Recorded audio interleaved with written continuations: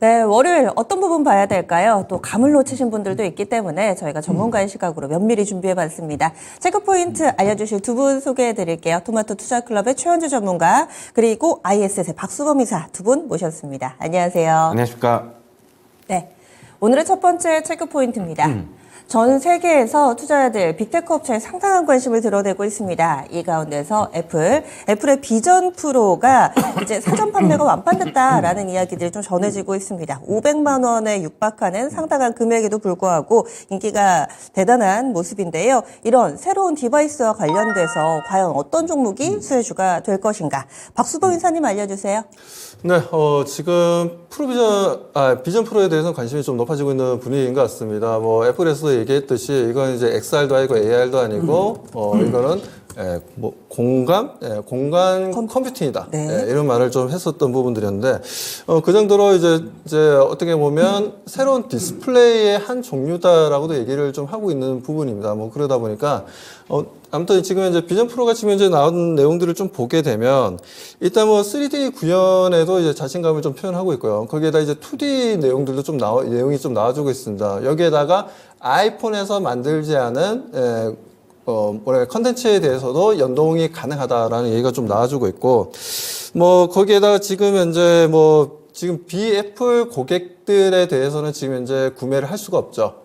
구매를 하시고자 하시는 분들은 온라인으로 구매가 가능하신데, 지금 뭐 미국에서만 지금 판매가 되고 있는 상황입니다. 뭐 그런 상황이고, 전 세계적으로는 언제 판매할지는 지금 현재 뭐 대략적으로 시장에서는 WWDC가 2024가 6월 달에 있는데 그때 정도 되면 전 세계적인 판매를 하지 않겠냐라는 얘기는 나와주고 있습니다. 뭐 그러다 보니까 이 비전 프로가 좀 어떻게 보면 뭐 사용하신 분들의 얘기를 좀 들어보면 좀 이렇게 좀 구글이 좀 모양이 좀 약간 스키 구글이랑 좀 비슷하게 생겼고 뭐 그리고 좀 무게가 조금 나간답니다. 무게가 좀 나가고 배터리 같은 경우에는 허리에 또 차게 되어 있어요. 따로 또 차게 되어 있고 그리고 배터리 수명이 대략적으로 한 3시간 정도 사용할 수가 있는데 이 배터리 같은 경우에는 바로 이제 코드에 꽂아가지고 지속적으로 또 사용이 좀 가능하답니다. 아무튼 뭐 그런 이제 비전 프로에 대한 이제 뭐 하드웨어적인 부분들이 좀 얘기가 좀 나와주고 있습니다. 아무튼 이렇게 해서 비전 프로에 대한 관심도가 좀 높아지다 보니까 관련 종목들에 대한 관심도도 좀 높지 않겠냐라고 좀 보고 있고요. 아무래도 카메라가 좀 많이 들어가다 보니까 LG 이노텍에 대한 관심도가 좀 높아질 가능성이 높다라고 봅니다. LG 이노텍 같은 경우에도 뭐 지난주 금요일 날 계속해서 하락하는 모습에 있어서 7%나 급등하는 모습을 보여줬는데 LG 이노텍의 주가 상승 전환 움직임을 한번 좀 우리가 좀 기대해 볼 만하다라고 좀 말씀을 좀 드리고 싶고요. 자, 그리고 그 부분에 있어서 또 한 LG 디스플레이를 좀 더 얘기를 말씀드리고 싶은데 실질적으로 지금 구글 지금 현재 그 비전 프로 같은 경우에는 지금 이제 내용이 나오는 내용들을 보게 되면 디스플레이 쪽에 있어서 마이크로 올레드라는 이제 패널이 좀 들어가게 됩니다. 그런데 이 부분이 이제 소니에서 지금 현재 주로 이제 납품을 하고 있고 두 번째로 중국의 시아라는 회사에서 디스플레이 업체에서 납품하기로 되어 있습니다. 뭐 하지만 LG 디스플레이가 지금 선택은 안 됐어요. 선택 안 된 이유가 제가 봤을 때는 마이크로 올레드 같은 경우에는 소니조차도 수율이 지금 현재 2개를 만들면 하나가 불량이 나올 정도 수율이 너무나 안 나옵니다. 그게다 보니까 패널 납품 가격이 이제 우리가 ASP라고 하는데 ASP가 지금 현재 700달러 정도라고 얘기가 좀 나와주고 굉장히 비싼 거죠. 그렇게 되면 그 정도로 지금 현재 상당한 기술력을 좀 요하다 보니까 그런 흐름들이 좀 나와주고 있는데 LG 디스플레이는 지금 당장에 어떤 비전 프로에 대한 수혜는 아니긴 하지만 6월 달에 WWDC 2024에서 만약에 전 세계적으로 이제 판매를 좀 확장해 나가겠다라고 얘기가 나온다면 분명 소니만으로도 안 되고 중국의 시아라는 회사만으로는 안 됩니다. 분명 전 세계 OLED 기술력에 있어서는 그래도 LG 디스플레이가 전 세계 기술력 1위 업체이기 때문에 제가 봤을 때는 그 서로 간에 ASP가 좀 맞지 않아서 우리는 이 가격의 단가에 납품할 수 없다라는 관점에서 지금 현재 어느 정도 조율이 좀 안 된 것 같아요. 그렇지만 LG 디스플레이의 좀 조건에 좀 맞춰서 좀 거래가 좀 이루어지지 않겠냐. 그래서 LG 디스플레이도 우리가 관심 있게 볼 필요가 있다라고 말씀드립니다. 네. 그래서 수혜주는 LG 이노텍이 진짜고, 그리고 LG 디스플레이 같은 경우는 현재는 수혜주로 묶이지는 않지만 앞으로도 관심 가져 봄직하다라는 말씀이신 거죠? 아, 네, 맞습니다. 예. 그래서 비전 프로 관련돼서 수혜주 정리를 해봤습니다. 지금 초기 물량은 이미 30분 만에 완판이 된 상황이고요. 그리고 추후에 판매가 어떻게 좀 진행이 될지 여기에 따라서 또 계속 부품주들도 관심 가져보자 의견 나왔습니다. 다음 두 번째 포인트 넘어가 보시죠. 이렇게 되면은 또 올해 반도체가 대세가 되면서 또 계속해서 수요도 증가할 텐데요. 이에 따라서 각국 정부에서도 지원책이 연이어서 나오고 있습니다. 우리 정부에서는 팹리스를 육성한다 이런 내용이 또 전해지고 있는데요. 구체적으로 어떤 내용인가요, 최원주 전문가님? 예, 정부는 2030년까지 글로벌 매출 상위 50위 팹리스 기업을 10개까지 지금 육성할 방침으로 지금 알려지고 있습니다. 최근에 이제 AI 등 첨단 산업이 급격하게 성장하면서 이제 설계하고 생산을 생산이 이제 분업화하는 추세인데요. 그러나 이제 한국 같은 경우에는 팹리스의 이제 경쟁력이 뒤처져 있어가지고 정부는 이제 뭐 대출하고 반도체 생태계 펀드 조성 등을 통하여서 적극적으로 지원해서 경쟁력을 강화할 것으로 지금 일단 목표를 세워두고 있습니다. 지금 국내 100위 안에, 전 세계 글로벌 100위 안에 팹리스 업체가 들어가는 국내 업체들 같은 경우에는 뭐 3개 정도밖에 지금 되지 않아가지고 이쪽으로 적극적으로 육성을 해서 삼성전자도 팹리스 업체가 많이 국내에서 커지면은 삼성전자한테도 유리한 환경을 조성하기 때문에 삼성전자도 지원해줄 겸 뭐 이렇게 해서 정부가 그런 방침을 세운 것으로 알고 있고요. 국내 기업 같은 경우는 뭐 제주반도체 최근에 뭐 엄청나게 많이 오르고 그다음에 뭐 차량용 반도체 팹리스 업체인 텔레칩스도 있고요. 뭐 지금 뭐 어버브 반도체 뭐 이런 정도 좀 살펴보시면 될 것 같은데 제주 반도체 먼저 보시면은 최근에 주가가 상당히 많이 급등해서 뭐 어떻게 보면 4,000원에서 지금 26,000원, 27,000원까지 와 있는데 좀 부담스럽기는 한데 일단은 뭐 이동평균선 중심으로 해가지고 단기 트레이딩은 뭐 계속적으로 관심권에 넣어두고 한번 해볼 수 있다 그렇게 보고 있고요. 일단은 그리고 어버브 반도체 좀 보시면 최근에 이제 주가 많이 올랐다가 조정이 좀 깊어지고 있는데 이제 조정이 이제 어느 정도 마무리되어 가는 게 아닌가 좀 그렇게 보고 있고요. 텔레칩스도 자율주행 뭐 최근에 뭐 이런 쪽에 주목을 받으면서 주가가 계단식으로 상승하고 있습니다. 최근에 약간 조정 보이고 있는데 오히려 이때가 저가 매수 시기가 아닌가 그렇게 보고 있습니다. 정부에서 지원을 한다는 게 뭐 세제 혜택이라든지 뭐 이런 건가요? 세제 혜택하고 반도체 생태계 펀드 조성해서 자금 지원 뭐 이런 쪽이 될 것으로 보고 있습니다. 네. 사실 우리나라 반도체 산업 가운데서 약한 쪽이 이 팹리스라는 지적이 많았습니다. 확실히 글로벌 탑 100에도 드는 업체들이 별로 없다고 하니까요. 이런 부분들, 약한 부분을 지원하기 위해서 정부가 팔을 걷어붙이고 나섭니다. 이 텔레칩스하고 어버브 반도체, 제주 반도체 이렇게 해서 대표적인 종목군들 차트 함께 좀 봐드렸네요. 다음 포인트 넘어가 보겠습니다. 그리고 시선을 돌려보면은 여전히 우울한 뉴스들이 이어지고 있습니다. 중동의 지정학적 리스크 이 부분인데요. 지금 계속해서 악화일로를 걷고 있습니다. 뭐 파키스탄 그리고 후티 반군 여기에다 미국, 이스라엘 그 어느 쪽도 멈추지 않고 계속해서 악화되고 있는 상황인데요. 지금 현재 상황이 어떤지 그리고 또 시장은 상황은 점차 안 좋아지는데 시장의 민감도는 점차 둔화되고 있습니다. 따라서 관련된 종목군들을 어떤 시선으로 봐야 될지도 궁금한데요. 박수범 이사님 알려주세요. 네, 뭐 지난주에도 제가 중동 지정학적 리스크에 대해서 좀 말씀을 좀 드렸던 부분인 것 같은데 이번 주도 좀 들고 나왔습니다. 왜 들고 나왔냐면 그만큼 지금 중동이 좀 전쟁이 확산될 가능성이 좀 높아 보인다는 겁니다. 일단 지금 현재 저는 전체적으로 중동 지역에 있는 이슬람 국가 쪽에서는 계속해서 얘기가 나오고 주고 있는 게 좀 이스라엘이 이제 그만 전쟁을 했으면 좋겠다, 멈췄으면 좋겠다라고 얘기하고 멈추면은 우리도 더 이상 후티 반군도 마찬가지고 더 이상 이제 공격을 하지 않겠다, 뭐 이렇게 얘기는 나오고 주고 있는데 이 부분들이 계속해서 좀 확산되는 분위기인 것 같습니다. 지난주에 보게 되면 이제 이스라엘에서 시리아 수도 이제 있는 다마쿠스에 있는 5층짜리 건물을 포격을 했어요. 이 포격을 했는데 포격한 이유가 여기에 이제 이란 혁명수비대 정보 수장과 거기다 이제 대원들이 있었고, 이런 이들이 헤즈볼라를 좀 도와주고 있다라는 부분들이었죠. 그 부분들이 이제 타격을 했던 부분들이 있었고, 뭐 그러다 보니까 뭐 이란에서도 그에 반발해서 이제 이라크에 있는 일부 미군을 민간 용병들이긴 하지만 미군을 공격하고 그에 따른 이제 또 미사일 공격을 또 하는 분위기가 좀 만들어지는 흐름들이었습니다.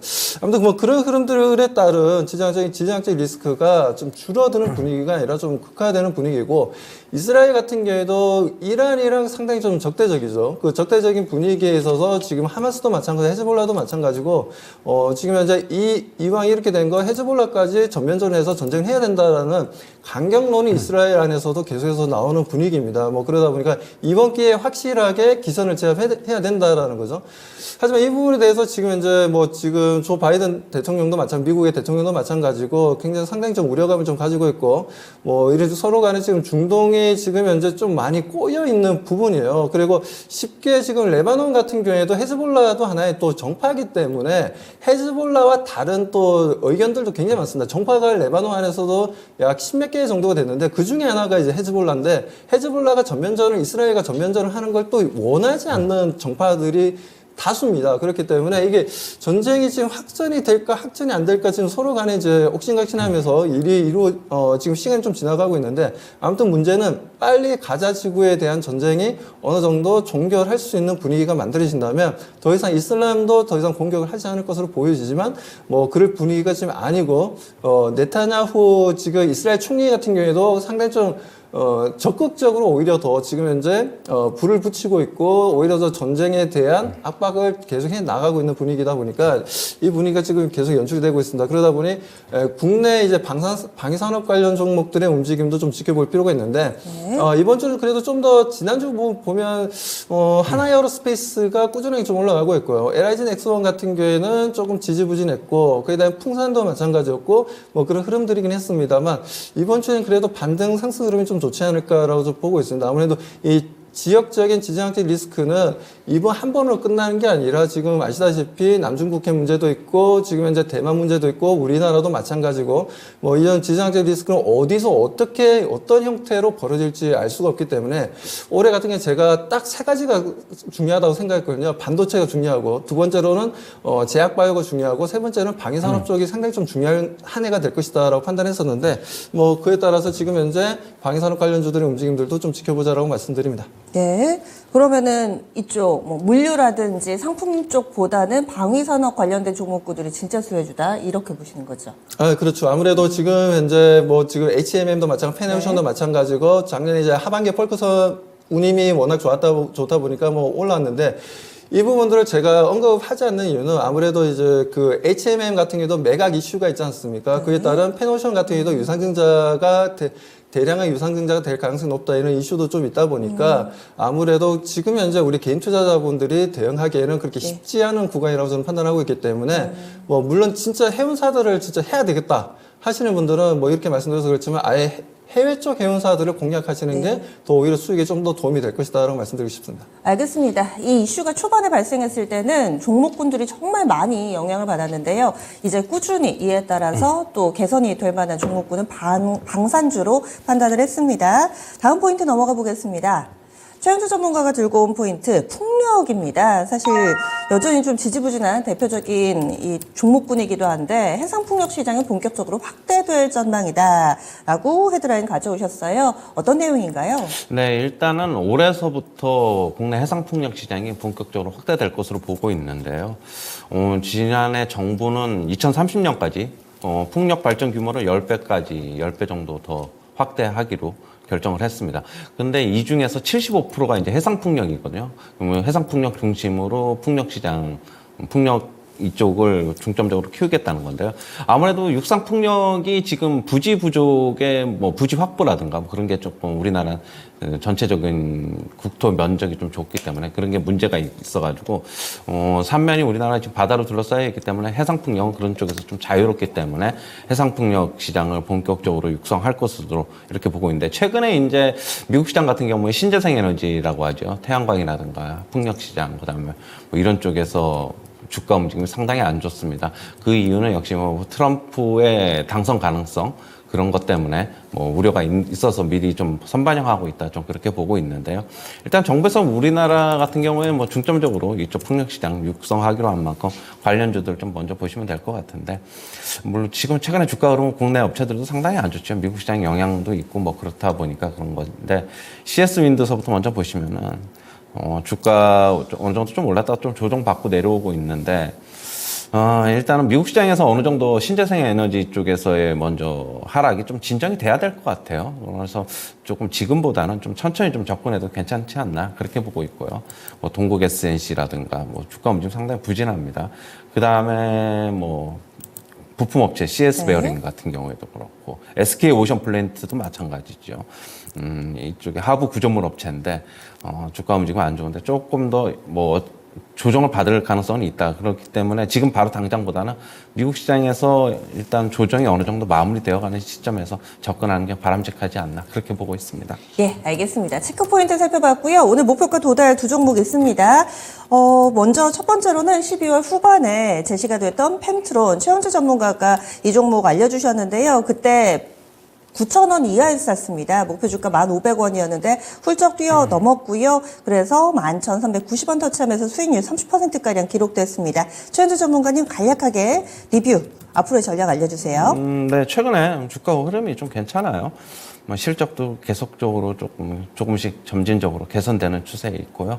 일단 목표 주가는 2차 목표가는 13,000원 제시하도록 하겠습니다. 13,000원이요? 네. 이 종목 지금 물론 동시호가 초반이긴 한데 호가가 상당히 강하게 들어오고 있습니다. 일단 2차 목표가 13,000원으로 드리는데 현재 호가상으로는 12,500원. 물론 동시호가 구간은 워낙에 좀 허수가 있으니까 염두에서 보시고요. 다음 두 번째로는 가온칩스입니다. 이 종목 추천하고 나서 그 다음날 바로 도달을 했어요. 최근 들어서 이런 경우가 상당히 많습니다. 전문가님 관심주 좀 눈여겨보시면 좋을 것 같은데 57,000원에 사가지고 65,000원이 목표가였고 67,000원까지 바로 도달하면서 수익률 17%대 나오고 있습니다. 이 종목은요?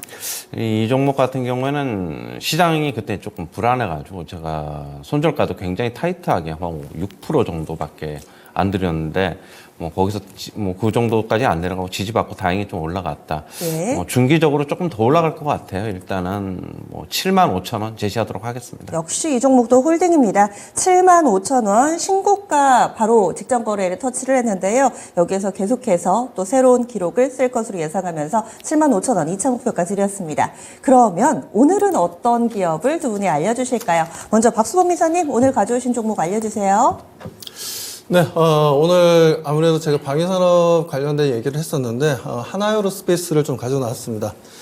자, 하나에어로스페이스 같은 경우에도 지금 현재 뭐 보게 되면 뭐 전체적으로 지금 어떻게 보면 미중 간의 무역 분쟁이 발생하면서 전 세계 이제 헤게모니 움직임이 좀 약간 좀 뭐라 그래야 되나, 격화되고 있다 해야 되나요? 과거에 보면 우리가 헤게모니가 보면 그리스에서 이탈리아로 갔다가 이탈리아에서 스페인으로 갔다가 스페인에서 영국으로 갔다가 영국이 과거에 그런 얘기도 있었죠.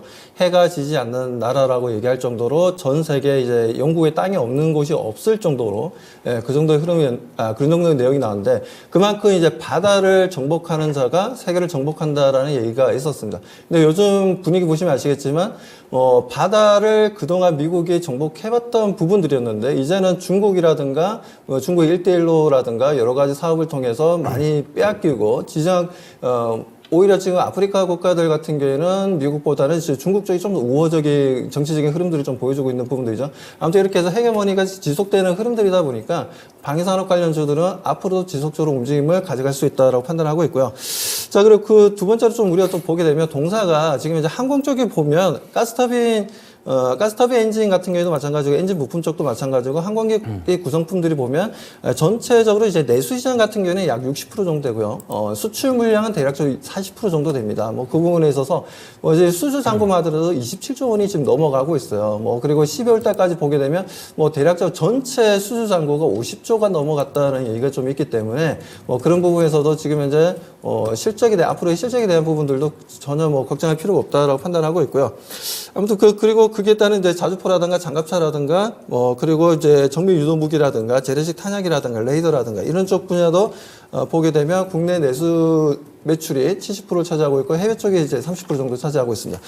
거기에다 CCTV라든가 그리고 저장장치 모니터 등 이제 보안 관련된 장비 쪽 관련해서는 국내 시장에서는 그렇게 시장 점유율이 높지가 않아요. 국내 시장에서는 지금 이제 매출이 한 13% 정도 나오고 있는데 해외 쪽에서 오히려 87%나 상당히 잘 나오고 있다라는 거죠. 뭐 그런 부분들 지금 이제 사이버 보안에 관련된 뭐 다보스 포럼에서도 얘기가 나왔지만 네. 사이버 보안이 상당히 좀 중요하다는 얘기가 좀 나왔었습니다. 아무튼 기관과 외국인들의 매수세는 좀 꾸준하게 일어날 가능성이 높으니까요. 하나에어로스페이스 계속 지켜보자는 말씀드리고 네. 투자 전략 바로 말씀드리겠습니다. 목표가는 19만 원 제시하고요. 손절가는 13만 원, 현재가 매수 가능하다라고 말씀드립니다. 예. 그러면 최현주 전문가님은 어떤 종목 가져오셨어요? 네, YIK입니다. 역시 네. 뭐 반도체 소부장주인데 고속 메모리 검사 장비 업체인데요. 지금 메모리 웨이퍼 테스터 분야에서 세계 최고 기술력을 지금 보유를 하고 있습니다. 그리고 이제 CXL 요즘에 테마가 그걸 받아가지고 주가가 가파르게 상승을 했는데 CXL 기반 DDR5 전환 확대로 수혜가 예상이 되고 있습니다. 차트 보시면은 1월 9일 날에 8,090원 갔다가 조금 밀려 내려오는 추세인데, 최근에 다시 뭐 20일 이동평균선을 지지하면서 올라가고 있습니다. 이 8,090원이라는 주가가 이 월봉 차트인데 보면은 2017년 12월에 기록했던 8,400원, 여기가 뭐 강력한 매물대가 정고점이니까 되겠죠. 그 부분에서 조정받았다라고 보면 될 것 같은데, 다시 뭐 올라갈 것 같습니다. 일단 매수가는 6,400원 이하에서 제시하도록 하고요. 목표가는 7,500원, 손절가는 5,500원 제시하도록 하겠습니다. 예, 그래서 오늘의 추천주 하나에어로스페이스 그리고 반도체 쪽의 YIK 두 종목까지 소개해드렸습니다.